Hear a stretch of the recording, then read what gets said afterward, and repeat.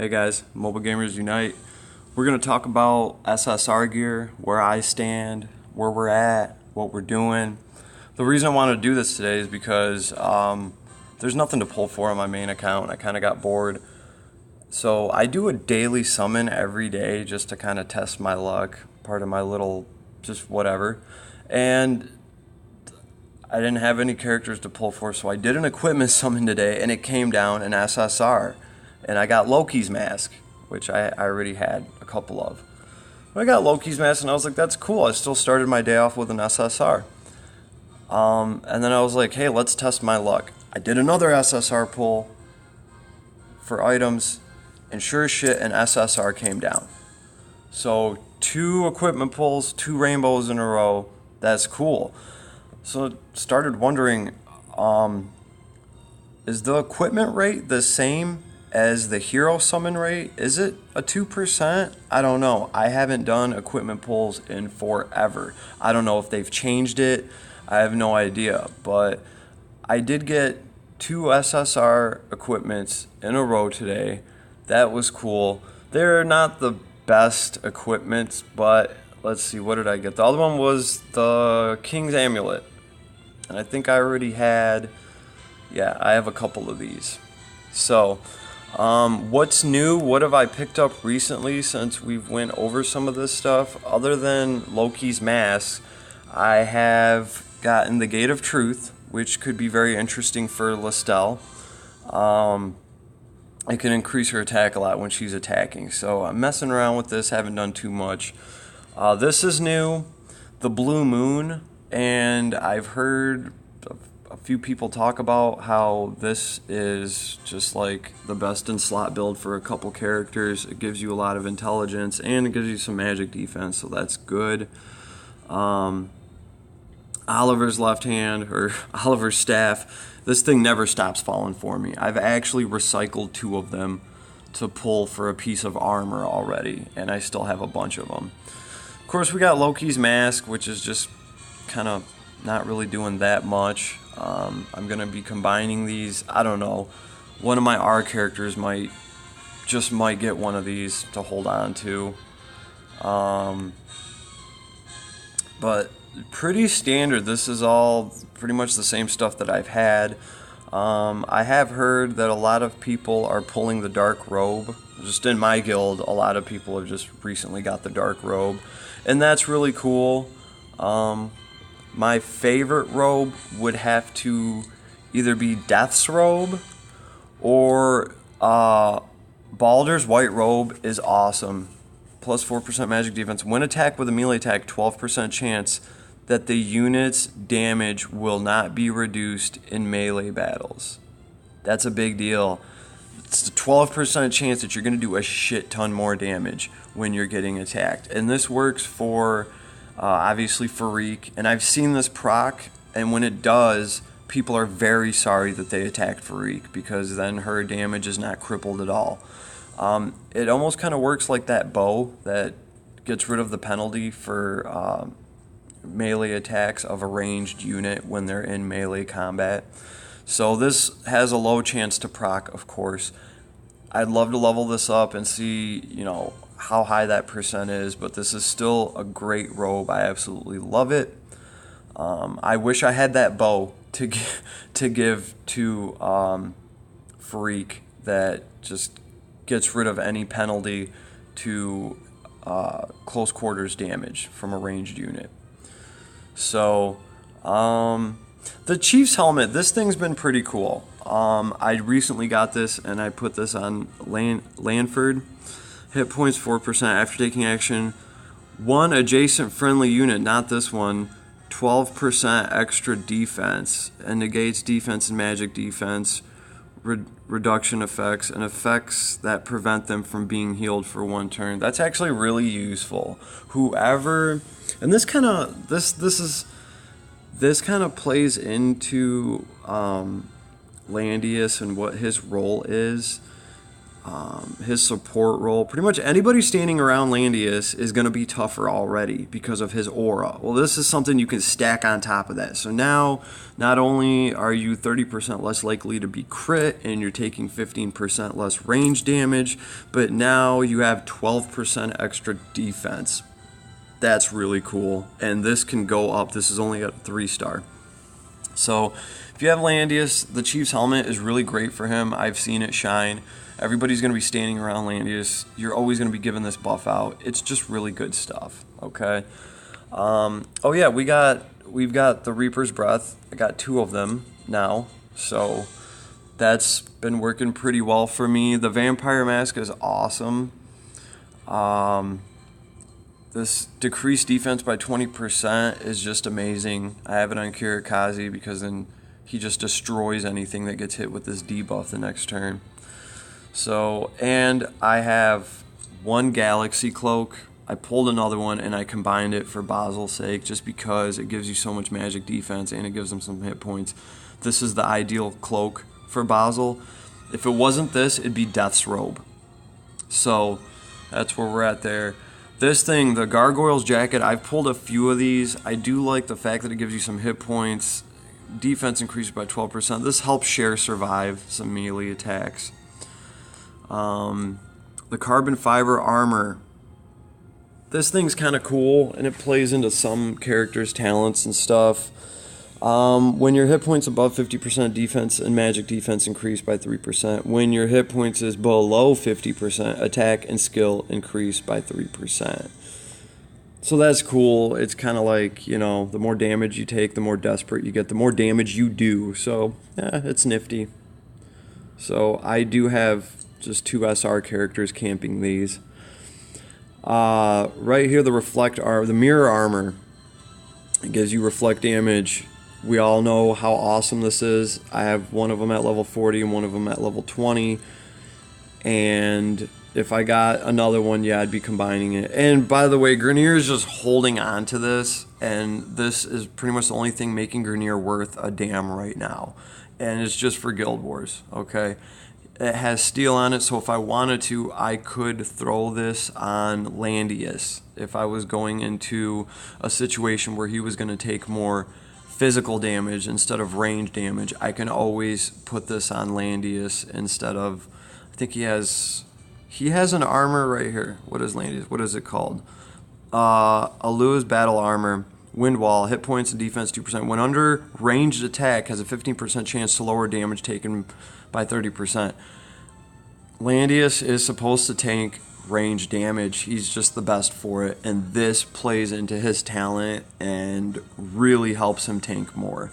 So I'm hard pressed to switch this up to Reflect Armor. Now, if I know I'm going into a map and I have to use Landius and he's just going to be getting attacked in hand-to-hand combat and physical combat all the time, and he's not going to be taking any range attacks, then yes, I will be switching to the Mirror Armor.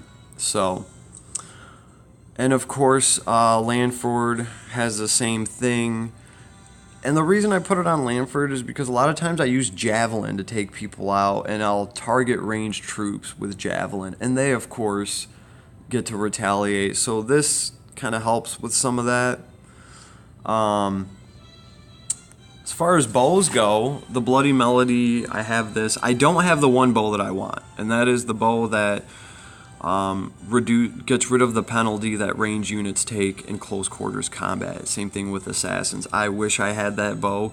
You know, when I get 200 Rainbow Ore and I'm pulling for a weapon, that's what I'm hoping to get, is that bow. As far as staffs and everything go, I got the Mistletoe, I got the Miracle Staff, Azeroth, and I have all the staffs covered. All the ones that I want, at least. I don't think I'm missing any staffs. So the other item I got today was the King's Amulet. A little disappointed, kind of wish I could have gotten something else. I already have. This is like the 4th one, so I'm going to be combining these. I could have really used another blood pack though, or something along those lines.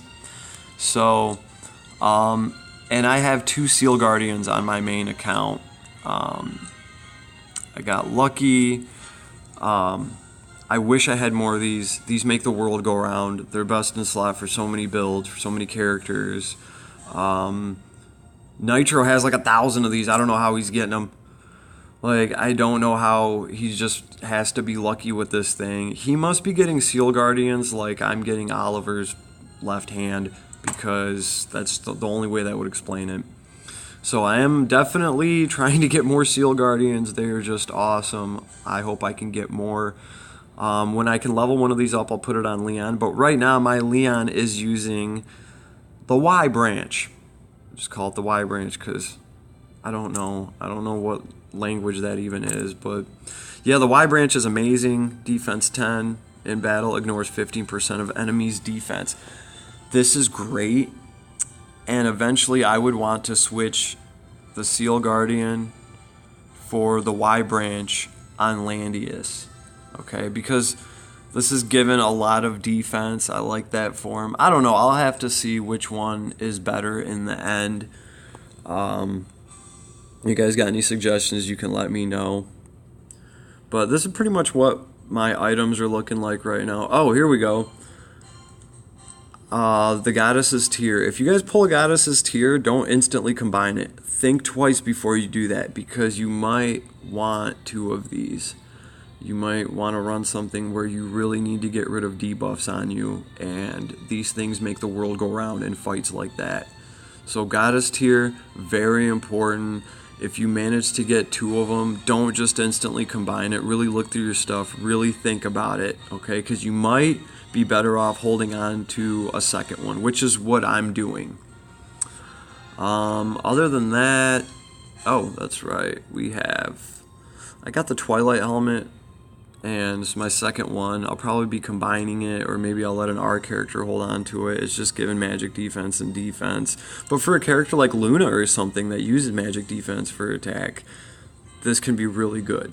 So, and then I have, what is this? The Twilight armor, again, magic defense and defense. This is great for a Luna or anyone that's using magic defense to scale their attack up.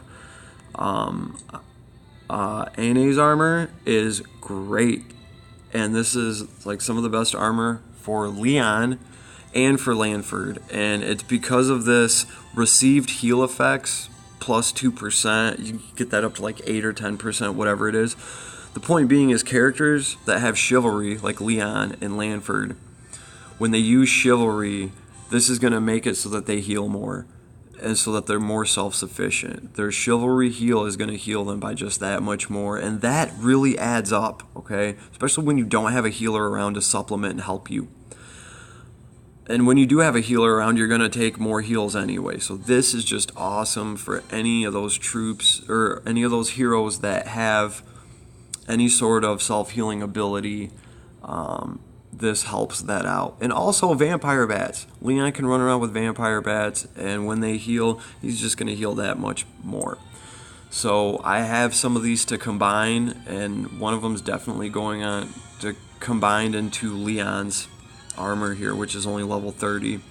And the other one, I'm still thinking if I want to combine that or maybe put it on somebody else. So here's a good one. I recently got this, the Mistletoe. I set this up for Rachel, and I think it's amazing for her. Not only does it increase the healing she does when attacking after battle, enemies' damage dealt decreases by 10%. So if Rachel attacks somebody to heal everyone around her and she doesn't finish them off, at least I know that when they try to attack Rachel, they're going to be doing less damage. So that's important to me, because a lot of times for Rachel to do her job, she's got to get into some sketchy situations where she is surrounded by a few enemies. She's got to get right into the fray if you want her to heal, because that's where all your units are that are taking damage, and she has to be standing around them in order to heal them. So this staff really works well for her. I have the healing rune on it, obviously, and for anything that she does use as a target to attack to heal her allies, I mean, this thing's awesome because it's going to break them a little bit too. So, oh hey Sophie. Say hi to YouTube. Say hi to YouTube land, Sophie. This is my terrible little dog, Sophie. She's a spoiled brat. You can tell by her stupid hair clip. And yes, this dog gets haircuts and wears stupid pajamas with bananas on them and stuff. Idiot dog. Anyway, so the mistletoe staff is absolutely amazing. It's awesome. I can't wait to use it more for Rachel. And I'm going to have 2 different sets for her. She's going to have a healing set, which includes this, and then she's going to have a set with clock so she can spam her AoE, magic, break, awesome, super effing nuke all the time. Right, chauffeurs? Yeah. So, other than that, and Sophie licking my ear, that's pretty much all the new SSR that I have. Oh, the one thing I'm kind of looking for, there's an axe that lets you do fixed damage before combat, and sometimes I prefer that instead of the Devil's Axe, which lets you do fixed damage after combat. I would prefer the fixed damage before combat because that way you can kill off some of your enemy's troops before you actually even get into combat with them, and it's going to be less retaliation against you. So I'm kind of looking for that axe, but really all I'm looking for right now is that damn bow that just about any assassin build really needs in this game. So that's where I'm at. That's what I'm fishing for. Oh, I picked this up recently. Bathory the Seductress. This thing is cool. Crit increases by 4%. Gotta love that for assassins. After landing a critical hit in battle, which is like every time for an assassin, deals fixed damage once to the enemy. So that's pretty cool, and that goes a long way in the hands of a good assassin that already has a high crit.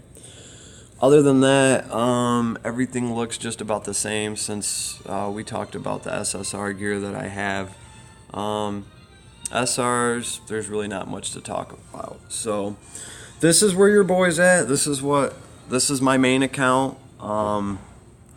And I've grinded all these out just from dragon fights and shit. I pulled 2 SSR items today, and before that, it was like right when I first started playing the game. I think I've pulled like 4 of these. I threw like $100 at the summon pool, and that was right when I started. So all of these items, minus, let's see, like 6 of them.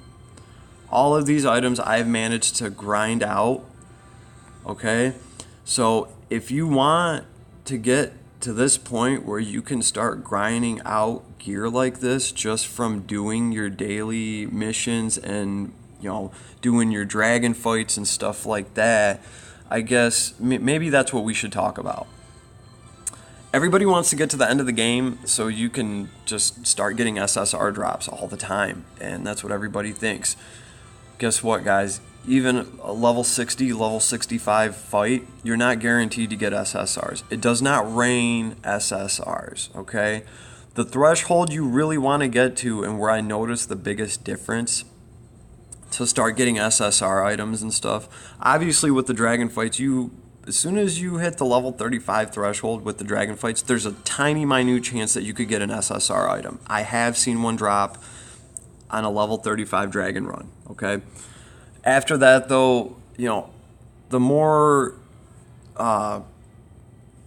you fight harder dragons, the more chance you have of getting SSR equipment. So obviously, the higher the level of the dragon is, the better chance that you have of getting some SSR gear. It's a no-brainer. Really, though, you just want to get to the level 55 content, okay? And right now, we're just talking about getting SSR equipment, and this is the best way to go. Any of the levels that you're clearing, or whatever, just make sure that you at least get to the level 55 threshold. When you go into your secret realm, like the dragon fights, make sure that you can take out the level 55 dragons. After that, you can kind of coast for a bit, and you can just run that level 55, and you get a decent chance of SSR gear dropping here and there. As far as getting SSR gear from map events, and I wish I had some events up right now, we could talk about it, but there are none. Okay, any of the level 52 events that like when you click on the event, it'll show you what the reward will be if you complete that stage. Any event that's level 52, any map event that shows you golden SR items that you can receive from clearing that level, do those, okay? Because those SR weapons have a chance to be an SSR weapon or item. And there's been multiple times, like just Dishonored Arrow or Disoriented or whatever, there's been a few of them where I've ran and they're easy levels to clear out once you're level 60 or even 55, because it's only a level 52 difficulty. You will see SSR gear drop there from time to time. So between those map events and doing the dragon fights, as long as you're at that 55 level threshold, you will start seeing SSR gear drop. You don't have to break your back and kill yourself to try to get to level 65 dragon. That might take some time. You really got to build your characters up to like a 5,000 power level before you can get there. Should you wait till you're a 5,000 power level to start trying to get SSR items? No, just get to the level 55. You can clear the level 55 dragons and content without having anywhere near 5,000 power level on each of your characters. That's my suggestion. Clear out the level 55 dragon content, do these map events, and rainbows and SSR equipment and gear, it will come your way. It will drop, but that's where you want to coast at. Also, I will say this. For anybody that's considering, getting the VIP pass, I would only get the VIP pass if I was above level 35 or 40, something like that. Because really the whole point of the VIP pass, to me, is to get an extra dragon fight in every day. That dragon fight is worthless unless you're at least level 35, because then at least you have a chance at getting SSR gear. Realistically, I would say if you're like level 50, if you got the level 55 dragon cleared out and you can run that, then get the VIP pass. It's worth the extra run every day for the $7 a month. So, but don't get the VIP pass if you're level 3, if you're just starting out. I mean, you can, it might help you out, but it's not going to help you get SSR gear. So that's my word on that. That's how I feel about all that. You guys got any questions, or if I missed anything, or if you got any questions about SSR gear or any recommendations or anything, shoot me a comment, let me know. But pretty much this is where my main account is right now. Just look over my characters real quick. Everybody's equipped pretty well. I'm working on sets for Rachel and Landius. Not as much though, because I'm really working on them on my alt account. I need to star up Lana, and I've been working on Lana. She's stuck at like right under 4,600 power level right now, and that's just unacceptable to me. So other than that, this is what this account's looking like. Everything's going pretty well, and I'm just really, honestly, guys, I'm just grinding out. Like, I'm just free running level 55 content and just getting the spoils of war right now. And that's where I'm at. I've put a lot of my time into my alt account to really just help my guild and make it so I can just run guild wars all day. So a lot of times I just do that on default, just set it on auto and start clearing content. So Mobile Gamers Unite, this is my take on SSR gear, the best way to get it, what you should probably do, and some of the gear that I got. So if you guys enjoyed it, hit like, hit subscribe, and if you got any questions or comments, let me know. I'm always here. Have a good day, everybody.